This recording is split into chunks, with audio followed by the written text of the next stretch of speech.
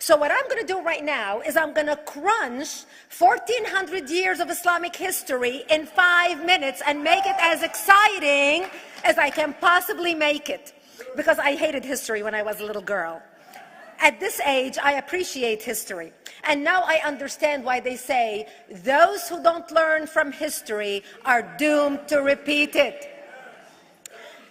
In order for you to understand why Western civilization is very different than the Islamic world, you need to understand the history of Islam.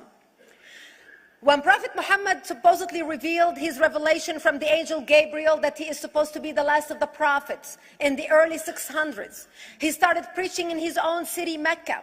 He tried to recruit friends and followers to be able to spread his religion. And he tried for 12 years and failed. And after 12 years, he was only able to recruit his immediate family and friends. So he decided, if I go to Medina, which was the Jewish hub of Arabia, the business hub where the Jews lived, if I go there and preach my religion to them, if they accept me, that will buy me respect and stature between my own people, and they will accept me. So Prophet Muhammad started borrowing a lot from the Old Testament to make his religion more palpable to the Jews, to make it a lot similar. This is why you see a lot of similarities between Judaism and Islam. For example, Jews don't eat pigs, Muslims don't eat pigs. Jews pray a few times a day, Muslims pray a few times a day. Jews fast on Yom Kippur, Muslims fast on Ramadan. And this is why you started seeing a lot of good writing in the beginning of the Quran when Prophet Muhammad was saying all the good things about the people of the book. He took his message and went to Medina trying to recruit the Jews, talking about the people of the book, talking about how similar the two religions are. When they refused to accept him and follow him as the last of the prophet, that's when he turned against them and started killing them and started expelling them. That's when Islam went from a spiritual movement for the first 12 years of Islam into a political movement cloaked in religion after the year of the Hijrah, after Muhammad went to Medina and the Jews did not accept him. He became a military warrior and declared war on them and started expelling them. Jews and Christians became dhimmi, or second-class citizens. They were only allowed to stay alive and not be killed only by paying the jizya or the protection tax. So they had a choice: convert to Islam, or if you want to stay alive, you have to pay the jizya or protection tax, living as dhimmi in the Islamic nation.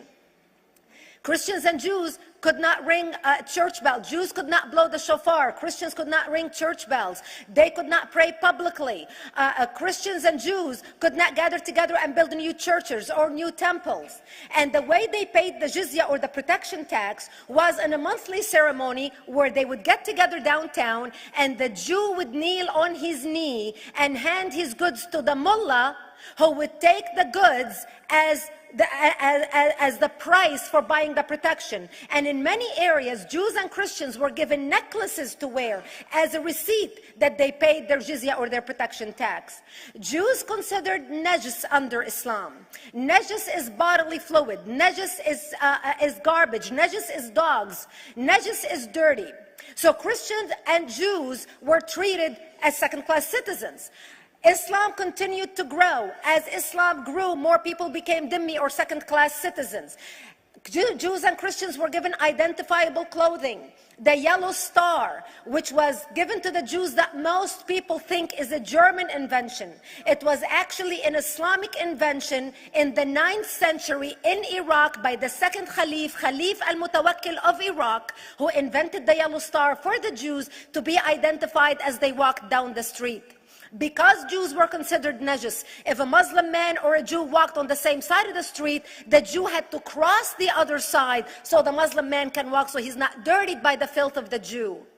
Christians were given the zunnar, the belt, which most of you men are wearing right now. That was an Islamic invention for the Christians. Islam continued to grow. They went all the way to Jerusalem. They conquered Jerusalem. Christians couldn't ring their church bells in Jerusalem. The Pope in Rome in 1090 told the Christians, how could you sit idly by and allow your brethren to be suffer like this in the Holy Land? You need to go liberate the Christians. You need to go help the Christians. That's why the Crusaders were launched. The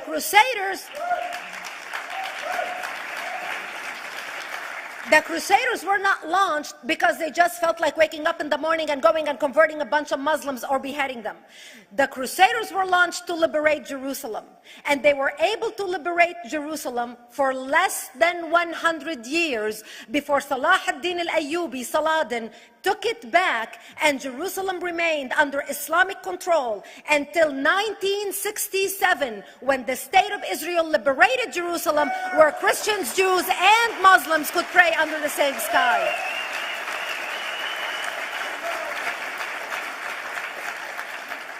The Crusaders continued fighting Islam, and for 300 years they tried and failed. And by the 1300s, the Crusaders disappeared because they could not win against Islam.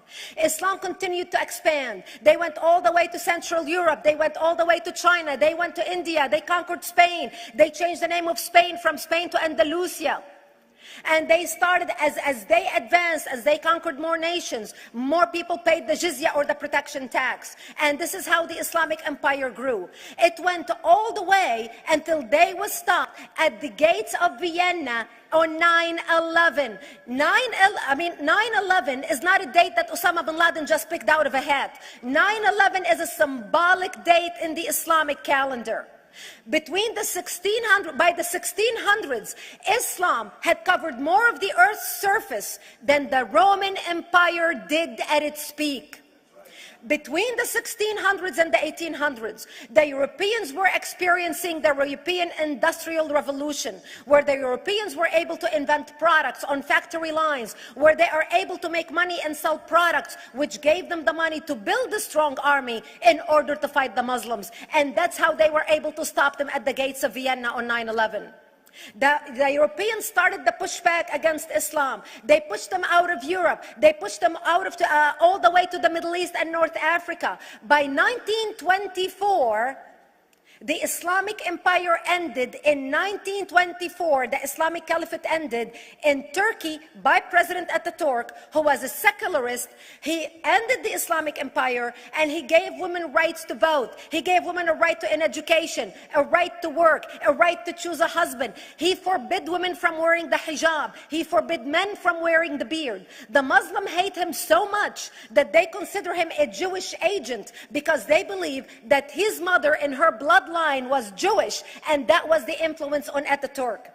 By the time the Islamic Empire, or the Islamic Caliphate, or the Islamic State ended in 1924, the Islamic Caliphate had existed for 1400 years, and it ended less than 100 years ago. By the time the Islamic Caliphate ended in 1924, 270 million people around the world were killed by Islam. 270 million. And we didn't have weapons of mass destruction, and there was nuclear weapons. All of these people were killed, butchered by the sword. The people in the world, less than 100 years ago, how many people knew this history? Please raise your hand. We in America have failed to educate our children about history. We in America failed to educate our population about history. Our children in high school, you take any 17, 16-year-old kid, 18-year-old kid, and ask them about World War II. They can't even tell you what happened in World War II. For them, it's ancient history, and we still have our World War II veteran walking among us. That's how little we know of history. Islam ended in 1924, the Caliphate. People thought the Caliphate will never be resurrected. The Caliphate will never come back. But two things happened in the Middle East in the last century that made the Islamists be able to resurrect the Caliphate. Number one is the discovery of oil in Saudi Arabia, which we were able to discover and were stupid enough to allow them to nationalize it. And the number two that happened was Ayatollah Khomeini coming to power in 1979. That gave the Islamists the money and also the spiritual covering in order to explode on the world stage. And people say, oh, well, the Wahhabis exported their Wahhabi radical religion. The Wahhabis are the name of Wahhab. They're not a different sect of Islam. They follow the authentic preaching of Prophet Muhammad, the way Prophet Muhammad lived and practiced his religion. This is why neither you or me or any infidel can step a foot in Mecca, because as far as they're concerned, we are filth. And as infidels, we're not allowed to step a foot, not President Obama and not anybody else. As a matter of fact, Al-Qaeda used to use Saudi Arabia and its success as an excuse to recruit members, as the example to show them how Allah has blessed Saudi Arabia because of the way they adhere to the tenets of Islam. And today we talk about ISIS. ISIS is not a new invention. ISIS resurrected the caliphate that ended less than 100 years ago. Except we are too ignorant and too uninformed to understand what ISIS is doing and why ISIS is succeeding.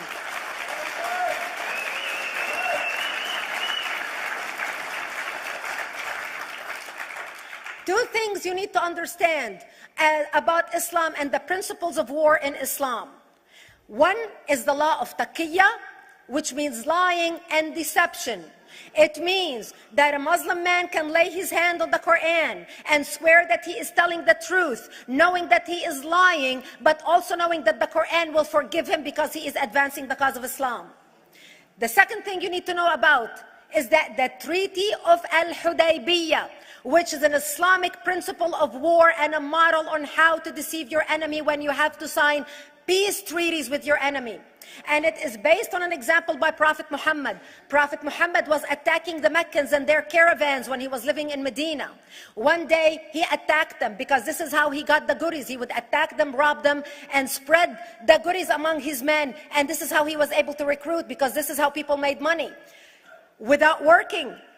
And so he attacked the Meccan caravans. When he realized he's not able to defeat the Meccans in that city of Al-Hudaybiyah, in that place, he signed a 10-year treaty with them. Does that sound familiar? Yes. A 10-year treaty with them that says he will not attack them, he will have peace with them, he will not declare war on them. Muhammad used the treaty for 2 years to build his military, strengthen his army, and when he realized he was strong enough to attack his enemies when they least expected it, because they thought they had a peace treaty with Muhammad, he broke the treaty, attacked them 2 years later, and Mecca fell within 24 hours because they were not expecting the attack. And that became a principle of war in Islam. And to give you an example of how that is practiced, this is why anything signed with Iran means nothing to them. And to give you an example of how this law has been put to use in recent history, Yasser Arafat, who's not an Islamist, but he is a Muslim, met with the Israelis and signed the Oslo Accord in 1993. Remember all the handshaking at the lawn of the White House? The Oslo Accord, Yasser Arafat used the peace treaty, the Oslo Accord with Israel, to get Israel to bring him back and give him his territory, finance his military, train his police, and give his police the weapons. Yasser Arafat broke the Oslo Accord 8 years later, didn't even wait 10 years, and declared the second Intifada in 2000, and all hell broke loose. He used the same treaty to win and deceive against his enemies and deceive his enemies. When Jordanian press, after Yasser Arafat signed the Oslo Accord with Israel, and Egyptian press would interview Yasser Arafat, and they would say, how could you sign a peace treaty with the devil? How could you sign a peace treaty with the Jews? Yasser Arafat will tell them, remember Hudaybiyah. That's all he would have to say. The whole Muslim world knew exactly what Yasser Arafat was talking about. We in the West and the Jews in Israel, it was over their heads. Nobody understood what Hudaybiyah was referring to. And this is the type of deception that we are dealing with. So when Iran signs a peace treaty with the United States for 10 years, they are using us as useful idiots, as gullible, ignorant people who are signing a peace treaty with the devil in order for Iran to continue her thing.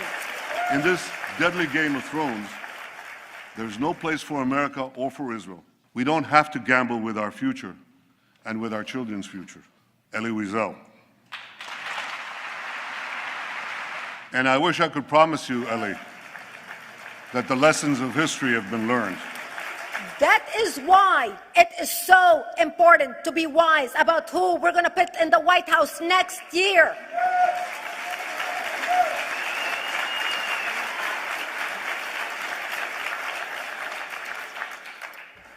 This is why it is very important that whoever we're going to elect next year to office, that the next president be well informed about the history of radical Islam, understand our enemy, understand what ISIS is all about, understand what their end goal is. And this is exactly, people are wondering how come ISIS is having such success recruiting people from all over the world. They exploded all over the world.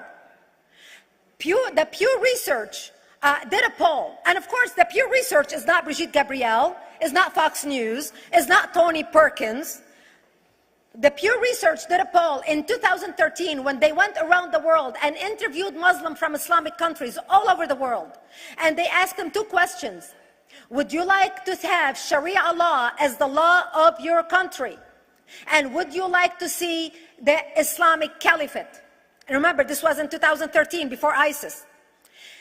The 5 top countries in the world, in the Islamic world, the 5 top Islamic countries: Indonesia, 204 million Muslims. Indonesia, Pakistan, Egypt, Nigeria, and Bangladesh. 77% of Muslims interviewed in these Islamic countries, 77% want the establishment of Sharia law and want the establishment of an Islamic state. That means 77% of the world, quote, moderate Muslims agree with the establishment of ISIS and what ISIS is doing.